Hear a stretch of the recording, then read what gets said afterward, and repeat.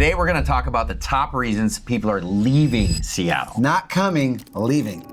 We're gonna talk about 7 important reasons why people are actually leaving Seattle. But one is the cost of living. And it really is expensive. So according to all MLS data, the average home in Seattle, I think it's a little over 800K. yeah, right about $800,000. Yeah. So if you're living in other parts of the country, that's a lot. You could have a mansion, a big, huge, like my brother-in-law bought a 4,000 square foot house in Michigan for $400,000. And you're talking about in Seattle for $800,000. What do you get? A condo or a very, very small house. Yep. So where other people are, so it's so expensive, so people are moving to the other side of the state. So people might move to Spokane. Yeah, Eastern Washington. Eastern Washington, Snohomish. Way up Right. north. Way up north. But also they're going to Boise or just any, like I had 3 clients move last year because of several different reasons, all to Austin, Texas. Wow. So it's like, Everything's bigger in Texas. so first reason is it's really the high cost of living is number one. Yeah, and also like not just the housing prices when you're purchasing, but the rentals. Yeah. The average rent is about, I don't do a lot of rent. 3,000. Yeah, exactly. Oh wow, that's It's pretty around good. Okay. It's around $3,000. Okay, and number 2 is remote work flexibility has changed so much since COVID. Completely. And so when I think about, we had so many clients during COVID that would say, hey, like, I work at these big companies, Microsoft, Google, Facebook, Meta, wherever. And they're like, well, now we can work remotely. So we're gonna move to Boise. We're gonna move 2 hours outside of town so we get acreage. And what has happened? Like, think about like all the people that moved to Sancadia. So that's like an hour and a half from Seattle. Yeah, in these kind of like secondary home markets, they're making them primary homes. Yeah. And now you gotta come back. I mean, I have, in the last month, I've had 2 clients that work at these big tech companies call me and say, I'm leaving my company now. Yeah. Because they either changed their policies or lied to them or whatever they're saying, and so they don't even want to work at the companies anymore. No. So that's one way to address it. The other way to address it is what we're talking about, is people are leaving. Yeah, like we almost moved to Arizona because Emily works at Boeing. Mm-hmm. Boeing was all remote. I almost left you. I would never. Just kidding. And number 3, there are concerns about crime and safety. And you're gonna know a ton about this being a former police officer. Yeah, so I was a police officer in Bellevue, which is not Seattle, but is also a pretty big city. Now, Seattle is very similar, in my opinion, to like Chicago or New York, to where most of the crime falls in the downtown areas, where all the shops are, the high rises. And the reason for that is because it's so dense. There's a lot of homeless, there's a lot of drug activity, not so much when you get into the suburbs. So, and I like, even through like COVID, when, you probably saw in the news all the stuff that's happening in Seattle, I felt like it was scaring people to live in Seattle. Oh yeah. Like you were seeing, at least on the news, because we don't actually live in Seattle either, No. downtown Seattle area.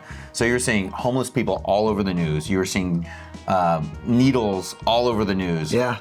But like as an officer, was that real? Was that real? Oh yeah, Okay. It's totally real. Okay. I mean, that's where it's like, you have kids around there. I mean, so take my wife's family, for example. They used to go down there all the time for dinners, and it's just totally different now. So, I mean, we still go down there for like the sports games and things like that. And so that actually even brings up a point that we'll talk about later. But in general, if you've got a family and you've got kids and all that, most people don't live in Seattle. Yeah. Like that, like you're talking about, they're talking urban living, you're living in condos and you're walking to Amazon and that type of, that's the downtown Seattle living. But if you were driving on the freeways, and this is just like as a, not as a real estate agent, I'm just like, you're driving on the freeways, you see all these tents and homeless people like right off the freeway. Oh yeah. And it was scary. And so like in that mindset, people would leave town. And that's literally why people are moving out of Seattle. One of the reasons is because of their future, their family, their safety. So this will go hand in hand with the crime and safety, right? So going to homelessness. So Seattle is actually ranked the 3rd largest population for homelessness in the United States. That is crazy to me, because you look at like, there are some big cities with New York, Chicago, I've been like St. Louis. You just grabbed ranking 1 and 2. But yeah, I did. Okay, but like to me that blows my mind. I mean, I know it's a bit like I have a cousin who lives in San Francisco. Yeah. He has a sandwich shop in San Francisco, and I've been there, and there's homeless everywhere. And Seattle's even above that. It's crazy. That is crazy. And number 5, traffic, infrastructure, all the growth pains that we're feeling, and it sucks. coming from California, like the traffic there was bad. Do you think, does this feel worse? No, it's pretty close. I mean, they're both really bad. And honestly, if you're commuting to work every single day, it's an issue. You think about the COVID days. Remember the COVID days? You'd get in your car and you can get anywhere. Like there was 3 cars on the road. A commute that used to take a half hour would take you like 12 minutes. Oh yeah, no, it's crazy. That's the only thing I miss about COVID. But now, let me read this stat to you. Seattle's traffic congestion is among the worst in the U.S. in 2025. It's ranked 10th nationally. Oh God. The driver's losing an average of 63 hours in traffic delays. That is like so it doesn't even matter. So I think about there's major highways you've got like the I-5 in Seattle that goes through Seattle, and you've got the 405 that goes north and south from like Canada, all the way on through Bellevue, right? Yeah. And those are, no matter when you're on those, it's terrible. And then on top of that, I'm gonna scare you from moving here. If you wanna get into the HOV lanes, it could cost you $15 to go one way. Oh yeah. One way. Like a 2-mile drive is for $15. I'm like, have you ever done that? Oh yeah. I've never done that. I did it on accident once. But I would say on top of that, so all the infrastructure stuff, there is light at the end of the tunnel. Totally is. I mean, let's talk about the light rail. So, but I do want to say, living in Kirkland, the exit where I live, where like we saw, if you go to where we talk about Costco and Kirkland Signature, right, Kirkland. Yeah. Like that whole exit right there is going to be under construction for like 2 years. How excited are you? It is. I'm in it right now. But I know. So the bottom line is they are trying to approve it. Yep.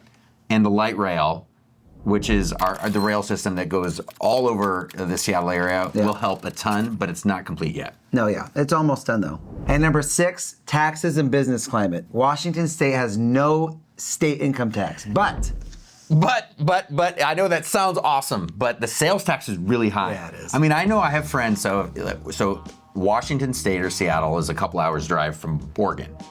And I have friends all growing up, so they would drive to Oregon because there's no sales tax. So if you're gonna buy jewelry, a shirt, or whatever, like you're gonna save 10% on everything. It's like a coupon. it is. Right? So and gas tax there too. And gas tax, but like the one thing that sticks out as a homeowner, our property taxes are really expensive. I know. And you know that living on the lake. I know, they're really high. So in the business climate, I think like this was all over the news recently, where Amazon was threatening over the last several years, threatening to leave the Seattle area because of the business climate. Yeah, right? no, I don't want to true. dive deep, but so they were looking in New York and they built up campuses in Virginia. Yeah. But it's because of the business climate. Yeah, the taxes are just unreal. And 7, lifestyle. Well, and that's totally different for everybody. But Yeah. if you have a growing family, Yes. and you're living in this like the specific Seattle area, you may want different things than what you have. Like living in Seattle right now, you're gonna have a smaller house and a smaller yard. So if you want a bigger yard, you're gonna move outside of Seattle. Yeah. Right? Then you also think about like retirement. Like people that have been in Washington for so long, maybe they want more sun. Well, it's even the cost of living. So let's say you're living in a part of Seattle where you have a $2 million house. You're doing really well. You've been killing it. You have a $2 million house, but you're like, I want to retire. Can I move to a place where I can buy a $500,000 house? Yeah.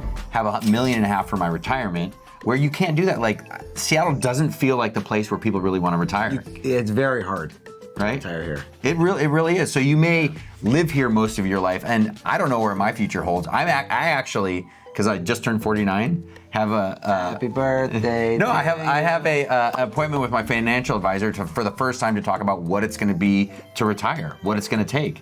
I haven't even dove down that, but When is Jason Mesnick going to retire? I don't know. Not Put your guess in anytime. the comments below. But not anytime soon. But realistically, it could be a place where he says, well, okay, your house is worth X amount of dollars.